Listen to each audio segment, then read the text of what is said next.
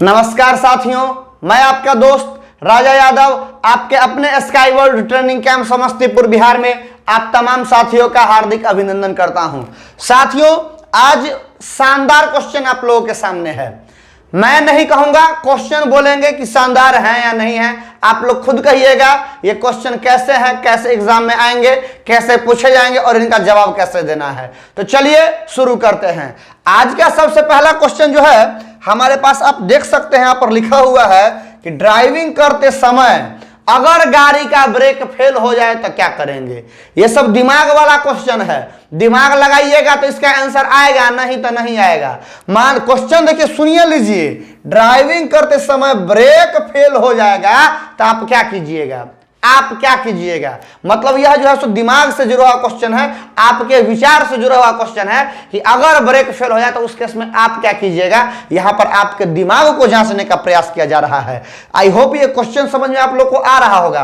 आप सोचिए, कार को गोली मारिए ना, बाइक के बारे में सोचिए कि अगर बाइक का अगर ब्रेक फेल हो जाए तो उस केस में आप क्या कीजिएगा। तो सबसे पहले तो आप क्या कीजिएगा, गियर को डाउन करने का प्रयास कीजिएगा, एक्सेलरेटर छोड़ दीजिएगा, हैंडल को कमांड कीजिएगा, तब ना किसी को धक्का नहीं लगेगा। वही बात तो फोर व्हीलर में भी है। फोर व्हीलर में है गियर को डाउन करेंगे, गियर को डाउन करने से स्पीड कम होगा। एक्सेलरेटर छोड़ देंगे, एक्सेलरेटर छोड़ देंगे। इसमें एक्सेलरेटर छोड़ने का कहानी न दिया गया है, लेकिन एक्सेलरेटर छोड़ देंगे ताकि स्पीड ना हो गाड़ी, ठीक है। अन्य गाड़ी से दूरी बना के रखेंगे, क्यों? ताकि उसको धक्का न लगे, धक्का नहीं लगेगा तब ना एक्सीडेंट नहीं होगा। कह रहा है स्टीयरिंग पर कमांड बनाए रखेंगे, हैंडल बढ़िया से पकड़े रहेंगे, है ना। जिधर पर जो है सो भीड़ भाड़ नहीं होगा उधर हैंडल घुमाएंगे ताकि धक्का नहीं लगे। ये सब काम तो बाइक में भी कर रहे थे, बाइक में भी गाड़ी के गियर को डाउन कर रहे थे, कार में भी गाड़ी के गियर को डाउन कर रहे हैं। वहां भी एक्सेलरेटर कम कर रहे थे, यहां भी एक्सेलरेटर कम कर रहे हैं। वहां भी अन्य गाड़ी से दूरी बना के फांका में गाड़ी को चला रहे थे, यहां भी अन्य गाड़ी से दूरी बना करके चल रहे हैं। वहां भी स्टीयरिंग पर कमांड रख रहे थे, यहां भी स्टीयरिंग पर कमांड रख रहे हैं, ठीक है। वहां पर भी बाइक में भी समझिए, अगर ब्रेक फेल हो जाए तो हम लोग जबरदस्ती ब्रेक को 2-4 बार पैडल करके देखेंगे। पैडल करके देखने का मतलब कहीं ब्रेक फिर से प्रेशर पकड़ ले, फिर से ब्रेक पकड़ ले, ब्रेक तनिक को लग जाए। ऐसा होता है कई दफा। तो वही कह रहा है कि ब्रेक पैडल मार के देखेंगे, यानी अगर हाथ वाला ब्रेक है तो छोड़ेंगे धरेंगे, छोड़ेंगे धरेंगे। पैर वाला ब्रेक है तो दबाएंगे छोड़ेंगे, दबाएंगे छोड़ेंगे। इसी को बोलते हैं ब्रेक को पैडल करना। तो ब्रेक को पैडल करके भी देखेंगे कि कहीं ब्रेक पकड़ ले, ब्रेक पकड़ ले तो घटना दुर्घटना होने से हम बच जाएंगे। उसके बाद कहता है पार्किंग ब्रेक लगाएंगे। तो बाइक में पार्किंग ब्रेक नहीं होता है, कार में होता है। पार्किंग ब्रेक को ही हैंड ब्रेक कहा जाता है। देखिए, पार्किंग ब्रेक को ही कहा जाता है हैंड ब्रेक, है ना। गाड़ी में फोर व्हीलर में क्या होता है कि हाथ से भी खींचने वाला एक ब्रेक होता है, उसी ब्रेक को कहा जाता है हैंड ब्रेक। इसका एक और नाम है, इसका एक और नाम है इमरजेंसी ब्रेक। याद रखिए, इसी का नाम होता है इमरजेंसी ब्रेक। तो हैंड ब्रेक का टोटल 3 गो नाम है। पहला नाम पार्किंग ब्रेक, दूसरा नाम हैंड ब्रेक और तीसरा नाम इमरजेंसी ब्रेक। क्यों इसका इमरजेंसी ब्रेक नाम पड़ा, यह भी एक शानदार क्वेश्चन है। तो देखिए, अभी आपके गाड़ी का पैर वाला ब्रेक फेल हो गया है, लेकिन उसके बावजूद आपका हाथ वाला ब्रेक यानी हैंड ब्रेक काम करेगा। जब पैर वाला ब्रेक फेल भी हो जाता है तब भी हाथ वाला ब्रेक जो है सो काम करता है। यानी कि इमरजेंसी के स्थिति में भी आपका हाथ वाला ब्रेक यानी कि पार्किंग ब्रेक काम करता है। अतः इस ब्रेक का नाम इमरजेंसी ब्रेक भी रख दिया जाता है। आई होप ये टॉपिक समझ में आ गया होगा। तो अगर कोई पूछे आपसे कि गाड़ी चलाते वक्त आपकी गाड़ी का ब्रेक फेल हो जाए तो आप क्या कीजिएगा, तो ये 5 टॉपिक आप आराम से गिनवा सकते हैं। या फिर आपके लाइफ में अगर कभी ऐसा हो जाए, गाड़ी चला रहे हैं और बाइक ब्रेक फेल हो जाए, हो सकता है ना। मशीनरी चीज है कार, मशीनरी चीज है बाइक, कभी भी ऐसा हो सकता है। तो हमको यही करना है कि सबसे पहले गाड़ी के गियर को डाउन करेंगे ताकि स्पीड स्लो हो जाए। ब्रेक को बार बार पैडल करके देखेंगे, कहीं ब्रेक पकड़ ले, ब्रेक पकड़ ले, है ना। पार्किंग ब्रेक लगाएंगे यानी हाथ वाला ब्रेक खींचेंगे। पैर वाला ब्रेक फेल हो जाने के बावजूद हाथ वाला ब्रेक काम करेगा। इमरजेंसी की स्थिति में भी हैंड ब्रेक यानी कि पार्किंग ब्रेक काम करता है, इसलिए इसका नाम इमरजेंसी ब्रेक भी रख दिया जाता है। अगला टॉपिक कहता है स्टीयरिंग पर कमांड बनाए रखेंगे, भीड़ भाड़ वाला जगह से दूर रखेंगे, है ना, नहीं तो घटना दुर्घटना होने का संभावना हो जाएगा। अन्य गाड़ी सबसे क्या करके चलेंगे, दूरी बना के चलेंगे, दूरी बना के चलेंगे, घटना दुर्घटना होने का चांस कम रहेगा। नेक्स्ट क्वेश्चन की तरफ चलते हैं। नेक्स्ट क्वेश्चन कहता है स्टीयरिंग फेल हो जाए तब आप क्या कीजिएगा। तो देखिए भाई, जब स्टीयरिंग फेल हो जाए तब आपके हाथ में बहुत कुछ नहीं है। कहानी समझिए, अगर आपका ब्रेक फेल हो जाएगा तो आपके पास करने को बहुत कुछ है, लेकिन अगर गाड़ी का स्टीयरिंग फेल हो जाए, स्टीयरिंग कमांड करना ही फेल हो जाए, तब आप कुछ नहीं कर पाइए। आपके पास दुई ऑप्शन है, या तो तुरंत मारिए brake, emergency brake. Emergency brake कहने का अर्थ होता है, देखिए इमरजेंसी ब्रेक कहने का अर्थ होता है कि एकदम अचानक से ब्रेक लगा देना है, पैर वाला भी ब्रेक लगा देना है और हाथ वाला भी ब्रेक लगा देना है। जब ब्रेक अचानक से लगता है तो उसी ब्रेक को इमरजेंसी ब्रेक कहा जाता है या फिर हैंड ब्रेक कहा जाता है। अभी तो बताए थे हैंड ब्रेक के बारे में।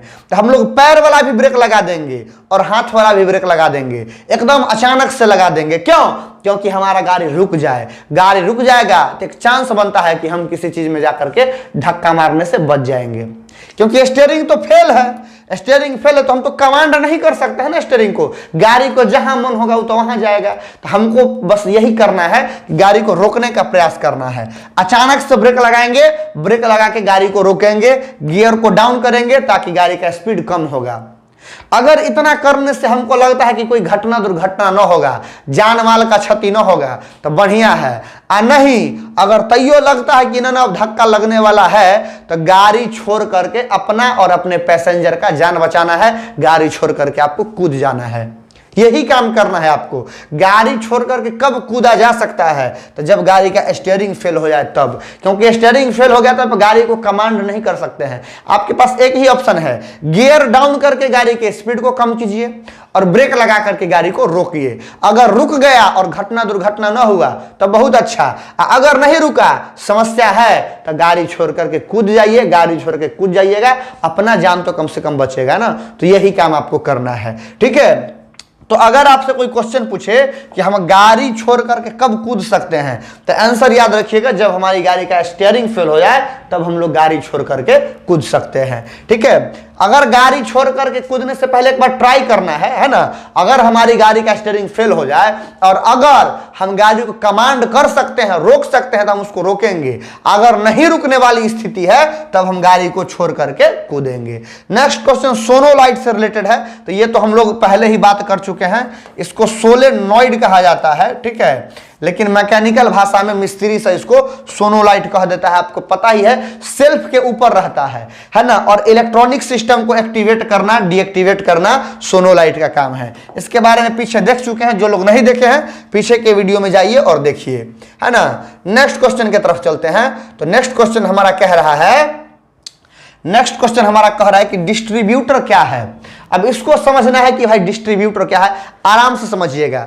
मान लीजिए कि ये पेट्रोल है, मान लीजिए कि यहां पर पेट्रोल है, ठीक है, यहां पर है पेट्रोल, और इस पेट्रोल को जलाना है। तो जलाने के लिए यहां पर लगा होगा एक प्लग, देखिएगा यहां पर लगा रहता है प्लग, ठीक है। यह है आपका पेट्रोल और यह है आपका प्लग। इसी प्लग से निकलेगा चिंगारी तो पेट्रोल जलेगा, इसी प्लग से निकलेगा चिंगारी तो पेट्रोल जलेगा। अब पेट्रोल जलेगा तब ना गाड़ी चलेगा। पेट्रोल नहीं जलेगा, टंकी में खाली पेट्रोल भरवा देंगे तो पेट्रोल जाएगा कहां? तो टंकी में जो हम लोग पेट्रोल भरवाते हैं पेट्रोल जलता है, पेट्रोल जलता है तब गाड़ी चलता है। धीमे धीमे पेट्रोल क्या हो जाता है? खत्म हो जाता है। ये बात आप लोग जानते होंगे, नहीं जानते हैं तो हम बताएंगे। जब पेट्रोल और डीजल इंजन का कार्य सिद्धांत पढ़ाएंगे, वर्किंग प्रिंसिपल पढ़ाएंगे, तब आप लोग को बताएंगे कि पेट्रोल और डीजल जलता कैसे है। पेट्रोल जो हम लोग गाड़ी में भरवाते हैं आखिर जाता कहां है, डीजल जो हम लोग गाड़ी में भरवाते हैं आखिर जाता कहां है, उस पर हम लोग बात करेंगे। फिलहाल हमको जानना है कि डिस्ट्रीब्यूटर क्या है, इसको हम आपको समझाने का प्रयास करें। समझिए, ये देखिए, ये है आपका पेट्रोल और ये है आपका स्पार्क प्लग। इस पेट्रोल को जलाने के लिए आग लगाना जरूरी है। आग तब लगेगा जब स्पार्क प्लग से चिंगारी निकलेगा। ये स्पार्क प्लग है, चिंगारी निकालता है। तो चिंगारी कहां से निकालेगा? तो चिंगारी निकालने के लिए जरूरी है करंट। स्पार्क प्लग को क्या जरूरी है? करंट। अब करंट कौन देगा? तो करंट चाहे जहां से भी आए, करंट चाहे जहां से भी आए, दो गो केस बनता है। या तो जितना करंट इसको चाहिए उससे कम आ रहा है, या तो जितना करंट इसको चाहिए उससे ज्यादा आ रहा है। दुइये को केस बनता है। फिर से समझिएगा, पेट्रोल को जलाने के लिए स्पार्क लगना जरूरी है। स्पार्क पैदा करता है स्पार्क प्लग, और स्पार्क प्लग जो है सो क्या करेगा, स्पार्क लेगा गाड़ी में कहीं ना कहीं से, तो स्पार्क लेगा। स्पार्क कौन चीज से लेता है, तो करंट से लेता है। तो दुइये को केस बनता है, या तो करंट जरूरत से ज्यादा आ रहा है या तो करंट जरूरत से कम आ रहा है। तो अगर करंट ठीक है जरूरत से ज्यादा आ रहा है तो उसको कम करने का काम करेगा डिस्ट्रीब्यूटर। आप देख सकते हैं कि हाई वोल्टेज करंट को सही मात्रा में किसको देगा, स्पार्क प्लग को देगा। यही काम किसका है, डिस्ट्रीब्यूटर का है। दिमाग में बात घुस जाना चाहिए। स्पार्क प्लग के पास जो करंट पहुंचता है या तो जरूरत से ज्यादा करंट है या तो जरूरत से कम करंट है। अगर करंट जरूरत से ज्यादा है तो उसको कम करने का काम करता है डिस्ट्रीब्यूटर। अगर करंट जरूरत से कम जा रहा है ठीक है तो उसको बढ़ाने का काम करता है इग्निशन कॉइल। देख सकते हैं लो वोल्टेज करंट को उस लेवल तक पहुंचाता है जहां से प्लग क्या कर सकता है, स्पार्क बना सकता है। स्पार्क बनाएगा तब ना पेट्रोल जलेगा। बात नहीं समझ में आया तो फिर से समझ लीजिए। पेट्रोल को जलने के लिए चिंगारी जरूरी है। चिंगारी पैदा करेगा प्लग, स्पार्क प्लग। तो स्पार्क प्लग चिंगारी तब पैदा करेगा जब उसको कहीं से करंट मिलेगा। तो करंट जरूरत से ज्यादा मिल रहा है तब भी दिक्कत है, और जरूरत से कम मिल रहा है तब भी दिक्कत है। अगर करंट जरूरत से ज्यादा मिल रहा है तो उसको कम करना पड़ेगा, और कम करने का काम करता है डिस्ट्रीब्यूटर। अगर करंट जरूरत से कम मिल रहा है उसको बढ़ाना है तो बढ़ाने का काम करता है इग्निशन कॉइल। आई होप ये टॉपिक आप लोग को समझ में आ गया होगा। नेक्स्ट क्वेश्चन देखते हैं कि नेक्स्ट क्वेश्चन क्या कह रहा है।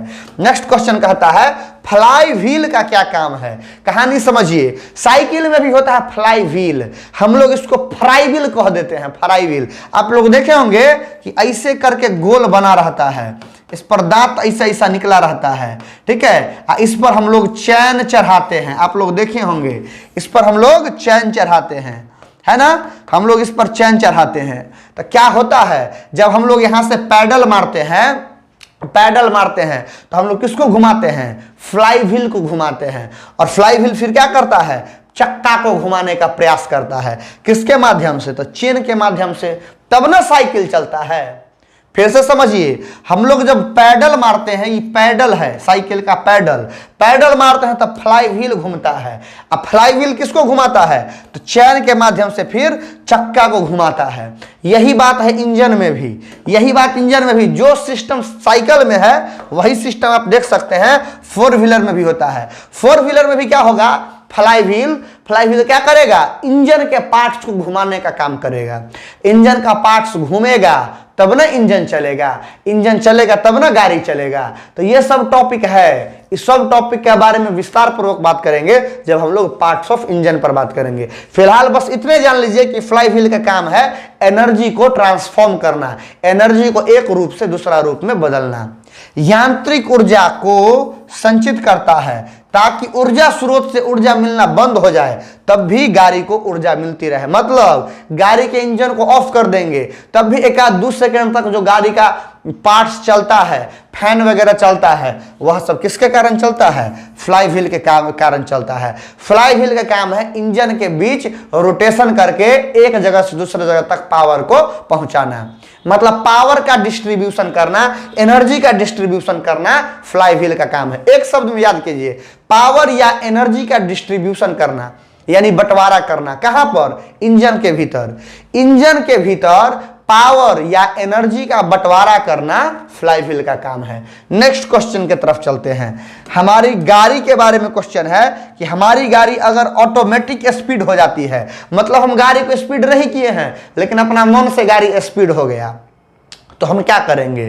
तो देखिए, अगर हमारा गाड़ी ऑटोमेटिक गाड़ी है, ऑटोमेटिक गियर वाला, इसको AMT कहा जाता है। हम फिर से बताना चाहेंगे, कार अगर ऑटोमेटिक गियर वाला है, ऑटोमेटिक गियर वाली गाड़ी को हम लोग कहते हैं AMT।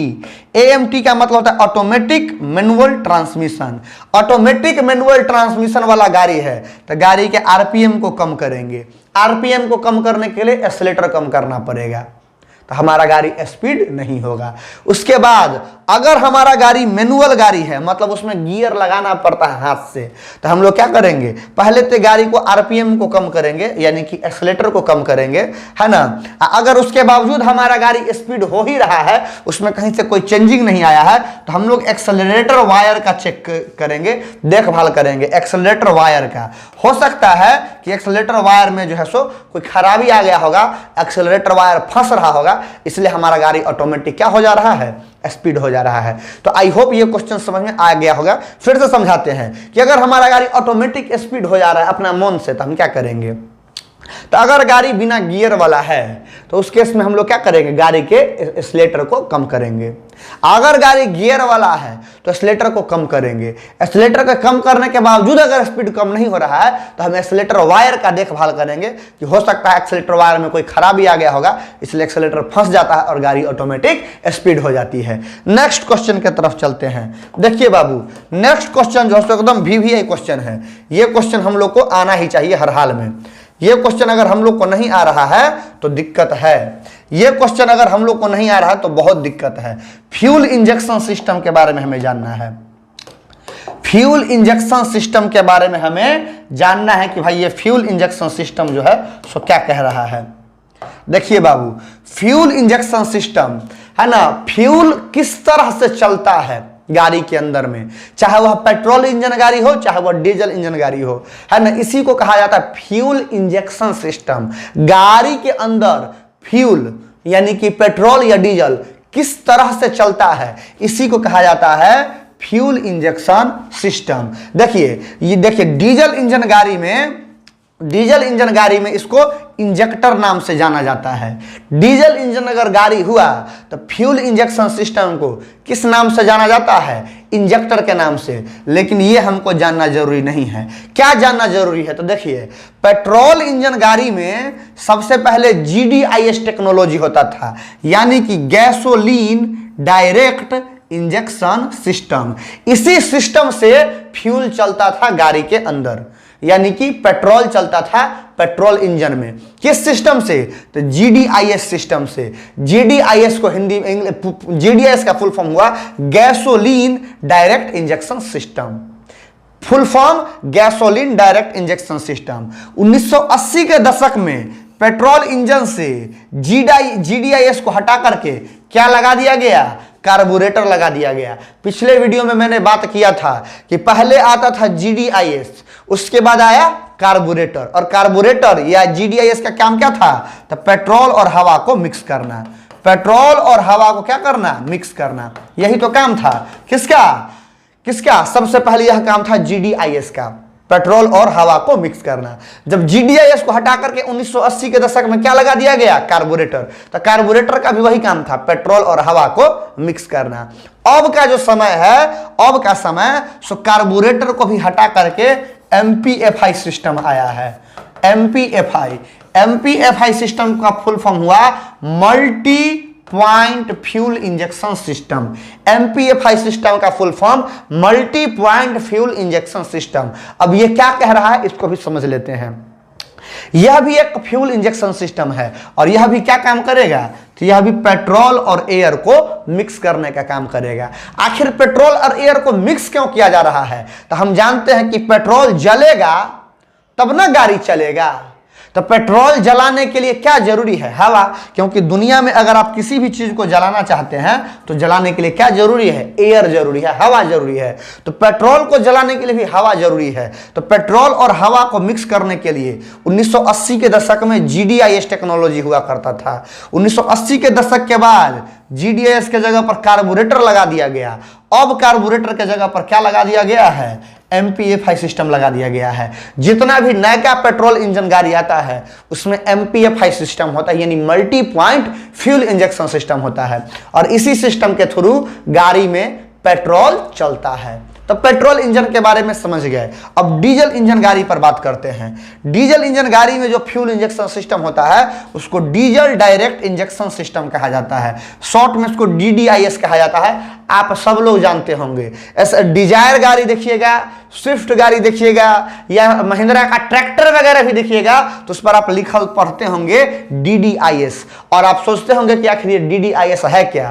तो DDIS का फुल फॉर्म होता है डीजल डायरेक्ट इंजेक्शन सिस्टम। आखिर यह क्या है, तो यह जो है एक सिस्टम है जिसके थ्रू डीजल इंजन गाड़ी में डीजल चलता है, डीजल हवा मिक्स होता है और डीजल जलता है। यह समझ लीजिए, डीजल के चलने का और जलने का जो सिस्टम है उसी सिस्टम को कहा जाता है डीजल डायरेक्ट इंजेक्शन सिस्टम। और भी तरह का डायरेक्ट इंजेक्शन सिस्टम होता है डीजल के तौर पर, लेकिन हम लोग डीजल डायरेक्ट इंजेक्शन सिस्टम को ही पढ़ते हैं क्योंकि यह सबसे ज्यादा सक्सेस सिस्टम है। नेक्स्ट क्वेश्चन की तरफ चलते हैं। नेक्स्ट क्वेश्चन कहता है कि टायर बिड किसको कहा जाता है। तो आप लोग टायर देखे होंगे, टायर, और टायर जब फट जाता है, ब्लास्ट कर जाता है, या धरना प्रदर्शन जब हम लोग करते हैं, टायर जलाते हैं, तो देखे कि टायर के अंदर से तार निकलता है, उसी तार को कहा जाता है टायर बिड। आप लोग कभी भी टायर को जलाए होंगे या टायर को ब्लास्ट होते देखे होंगे, तो देखे होंगे कि टायर के अंदर से तार निकलने लगता है। वह तार स्टील का बना होता है, ठीक है। तो स्टील का तार बाहर निकलने लगता है, इसी को हम लोग क्या कहते हैं, टायर बिड कहते हैं। आई होप ये क्वेश्चन भी आप लोगों को समझ में आ गया होगा, है ना। टायर क्या है इस पर भी बात कर लेते हैं कि टायर किसको कहते हैं। तो सब लोग को पता है कि टायर किसको कहते हैं। इसमें से लगभग लोग हैं कि सब लोग जानते हैं टायर किसको कहते हैं, बस ये डेफिनेशन नहीं पता होगा कि टायर कहते किसको हैं। डेफिनेशन समझना हमारे लिए सबसे ज्यादा जरूरी है। कहता है गाड़ी को चलाने के लिए चक्का लगाया जाता है। गाड़ी में, गाड़ी को चलाने के लिए गाड़ी में क्या लगाया जाता है, चक्का लगाया जाता है। गाड़ी को चलाने के लिए गाड़ी में चक्का लगा दिया जाता है ना। अब चक्का क्या करेगा, ज्यादा घर्षण करेगा जमीन से, और जब घर्षण करेगा तो गाड़ी का स्पीड उतना नहीं हो पाएगा जितना स्पीड हमको चाहिए। तो हम चाहते हैं घर्षण को कम कर दिया जाए, इसलिए हम क्या करेंगे, हम करेंगे इस चक्का के ऊपर, है ना, मोटा रबर का परत एकदम लगा देंगे। रबर का मोटा परत लगा देंगे, ठीक है, रबर का मोटा परत लगा देंगे जो कि मजबूत होता है, मोटा होता है, खोखला होता है और वाइब्रेशन को सहन कर सकता है। यानी कि जब हम लोग रोड में चलेंगे तो जो हमको जर्किन लगता है, जो झटका लगता है, उसको भी सहन कर सकता है। इसी को हम लोग क्या कहते हैं, टायर कहते हैं। तो टायर से कई फायदा है। टायर जो है, अगर हम खाली रिम पर गाड़ी चलाएंगे तब भी गाड़ी चलेगा, लेकिन घर्षण इतना ना ज्यादा होगा कि गाड़ी को हम मनचाहा स्पीड नहीं दे सकते हैं। उसके अलावा रिम क्या होता है, लोहा का होता है, यह जो है सो दबता नहीं है। और जब दबेगा नहीं रिम तो क्या होगा, हमको जितना भी झटका रोड में है सब गाड़ी के अंदर हमको महसूस होगा। तो हम चाहते हैं कि घर्षण कम हो जाए, स्पीड बना रहे। हम चाहते हैं कि रोड का जितना भी झटका है हमको न महसूस हो, वाइब्रेशन जो भी है हमको न महसूस हो। इसी के लिए हम लोग रिम के ऊपर से क्या लगा देते हैं, मजबूत, मोटा, खोखला और वाइब्रेशन को सहन करने वाला पदार्थ लगाते हैं। उसी पदार्थ को क्या कहा जाता है, टायर कहा जाता है। आई होप ये क्वेश्चन भी आप लोग को समझ में आ गया होगा। अब टायर प्रेशर के बारे में बात कह रहा है कि टायर प्रेशर क्या होता है। तो टायर जितना होता है बड़ा, उसके हिसाब से, साइज के हिसाब से उसके अंदर हवा भर दिया जाता है, और हवा भर देते हैं, इसी को हम लोग कहते हैं टायर प्रेशर। अगर मान लीजिए कि हवा कम रहेगा, हवा कम रहेगा तो टायर क्या करेगा, वाइब्रेशन देगा, दिखाएगा। गाड़ी में आप लोग भी देखे होंगे, साइकिल हो या बाइक हो, हवा कम रहेगा तो जर्किन लगता है, जो झटका है वो हमको बार बार झटका लगने लगता है। यानी कि हमको क्या होता है, वाइब्रेशन लगता है। टायर वाइब्रेशन को सहन नहीं कर पाता है।